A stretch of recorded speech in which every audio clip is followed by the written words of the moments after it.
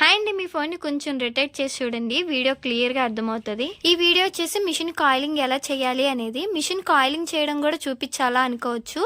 Machine coiling చేయడం అనేది చాలా కంపల్సరీ అండి, నెసెసరీ కూడా. మిషన్కి రెగ్యులర్గా ఆయిలింగ్ చేయకపోతే మిషన్ లోపల ఉన్న పార్ట్స్ అన్నీ అరిగిపోతాయి. మనం కుట్టేటప్పుడు కూడా సౌండ్ వస్తుంది, దారం తెగిపోతుంది, పూసుకుట్టు పడుతుంది, చాలా ప్రాబ్లమ్స్ ఫేస్ చేయాల్సి వస్తుంది. నేను ఇలాగే ఒక 10 days హెల్త్ బాగాలేక స్టిచ్ చేయలేదు, అలాగే కూడా ఆయిలింగ్ చేయలేదు.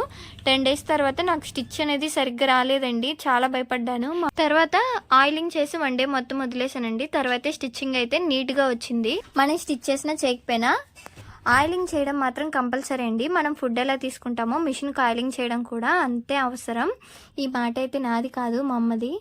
రోజు మొత్తం స్టిచ్ చేసినాక ఒకసారి ఆయిలింగ్ చేసి వదిలేస్తే మరుసటి రోజుకి బాగుంటుందండి. మీకు ఈ వీడియో నచ్చినట్టయితే please like this video, please subscribe to my channel. ఈ వీడియోని షేర్ చేయండి. Bye to all.